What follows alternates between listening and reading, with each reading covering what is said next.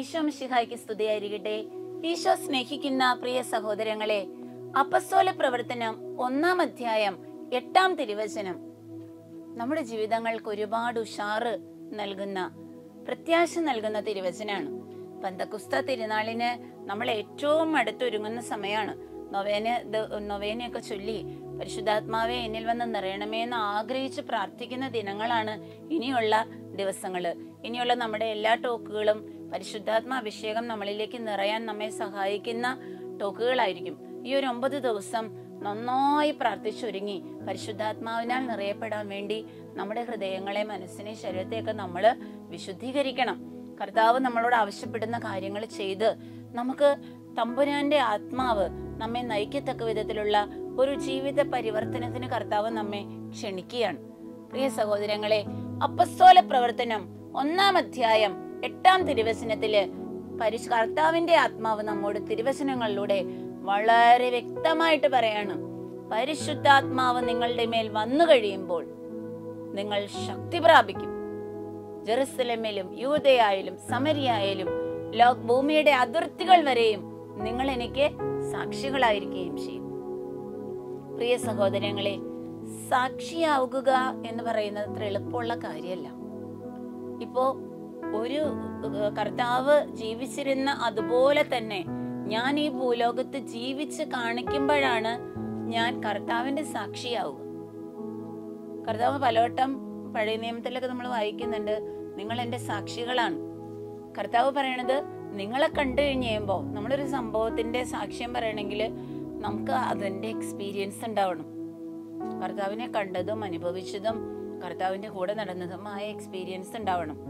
പ്രിയ സഹോദരങ്ങളെ, ഇന്ന് കർത്താവ് നമ്മളോട് ആവശ്യപ്പെടുന്നത് വേറൊന്നല്ല. ഇതൊന്നും നിങ്ങളെ കൊണ്ട് തനിച്ച് ചെയ്യാൻ പറ്റുന്ന പരിപാടിയല്ല. നിങ്ങളെ കൊണ്ട് തനിയെ ഒരിക്കലും പരിശുദ്ധാത്മാവിനാൽ ചലിപ്പിക്കപ്പെടാൻ നിങ്ങളുടെ ബുദ്ധി കൊണ്ടോ യുക്തി കൊണ്ടോ പറ്റില്ല. പക്ഷേ പരിശുദ്ധാത്മാവ് നിങ്ങളുടെ മേൽ വരും. ഉറപ്പ് തരാണ് കർത്താവ്. പരിശുദ്ധാത്മാവ് നിങ്ങളുടെ മേൽ വന്നു കഴിയുമ്പോൾ നിങ്ങളുടെ സ്റ്റൈലുകൾ മാറും, നിങ്ങളുടെ മനോഭാവങ്ങൾ മാറും. നിങ്ങൾ ഇപ്പോ പ്രയോറിറ്റി കൊടുത്തിരിക്കുന്ന ലോകത്തിൻ്റെതായ കാഴ്ചപ്പാടുകൾ നിങ്ങളിൽ മാറും. ദൈവികമായ ചിന്തകളും പെരുമാറ്റ ശൈലികളും നിങ്ങളുടെ ജീവിതത്തിൽ ഉണ്ടാവും. നിങ്ങളെ കാണുന്നവർ തന്നെ, ഒരു ക്രിസ്ത്യാനിയായി നിങ്ങളുടെ കൂടെ ജീവിക്കുന്നവർ തന്നെ നിങ്ങളുടെ സാക്ഷി ജീവിതം കണ്ട് ദൈവത്തിനെ മഹത്വപ്പെടുത്താൻ ഇടവരും. അതുകൊണ്ട് ഇന്നത്തെ ദിവസം കർത്താവ് നമ്മോട് ആവശ്യപ്പെടുന്ന കാര്യം എന്താ? മോനെ, മോളെ, നീ ഭൂമിയുടെ അതിർത്തികൾ വരെ സുവിശേഷം പറയാനായിട്ട് അയക്കപ്പെടുന്നതിന് മുമ്പ് എന്ത് ചെയ്യണം? പരിശുദ്ധാത്മാവിനാൽ നിറയണം. എന്റെ ശക്തി കുറഞ്ഞ, ജീവനറ്റ, തളർന്ന, ഭയം നിറഞ്ഞ ബലഹീന അവസ്ഥകളെ, ആസക്തിയുടെ തലങ്ങളെ, തഴക്കദോഷങ്ങളെ ഇന്നത്തെ ദിവസം ഈശോയുടെ മുമ്പിലും തുറന്നു വെക്കാം. നമുക്ക് കർത്താവെ, എന്നെ കൊണ്ട് പറ്റാത്ത അവസ്ഥകളുണ്ട്. ഞാൻ എത്ര പരിശ്രമിച്ചിട്ടും എൻ്റെ ഈ ദുസ്വഭാവം മാറിപ്പോണില്ല. ഞാനൊരു പച്ച മനുഷ്യനാണല്ലോ കർത്താവെ, നിനക്കറിയാലോ. ഈ ലോകത്തിൻ്റെതായ കാഴ്ചപ്പാടുകളും മനോഭാവങ്ങളും ഈ എൻ്റെ വ്യക്തിത്വത്തിന്റെ ചപലതകളും അങ്ങയുടെ സാക്ഷിയായിട്ട് ജീവിക്കുന്നതിൽ നിന്നും എന്നെ തടസ്സപ്പെടുത്താണ്. എന്നും വചനം കേൾക്കുന്ന ആളൊക്കെയാണ് ഞാൻ. പക്ഷെ ഈ വചനം അനുസരിച്ച് എൻ്റെ ജീവിതത്തിൽ ഒരു മാറ്റം വരുത്താൻ പലപ്പോഴും എനിക്ക് സാധിക്കുന്നില്ല. എൻ്റെ പരിശുദ്ധാത്മാവെ, എൻ്റെ ഈ ദേഷ്യ സ്വഭാവത്തിലേക്ക്, എൻ്റെ അലസത നിറഞ്ഞ ജീവിത ശൈലികളിലേക്ക്, ആത്മീയ അന്ധകാരം നിറഞ്ഞു നിൽക്കുന്ന മടി പിടിച്ച ആത്മീയ അലസതയുള്ള എൻ്റെ ലൈഫിലേക്ക് കടന്നു വരണമേ. അഹങ്കാരിയായ എന്നെ എളിമപ്പെടുത്തണമേ. എൻ്റെ ജീവിതത്തില് സമ്പത്തിനോടുള്ള കുറെ സമ്പാദിക്കണം, കുറെ നേടിക്കൂട്ടണം എന്നുള്ള ഒരു ത്വര എന്നിൽ നിന്ന് എടുത്തു മാറ്റി സ്വർഗത്തിൽ പോകണം, എനിക്ക് ഈശോയുടെ സാക്ഷിയായിട്ട് ജീവിക്കണം എന്നുള്ള ആ ഒരു ലക്ഷ്യത്തിലേക്ക് കുതിച്ചു പായാൻ പരിശുദ്ധാത്മാവെ എന്നെ സഹായിക്കണേ എന്ന് നമുക്ക് പ്രാർത്ഥിക്കാം.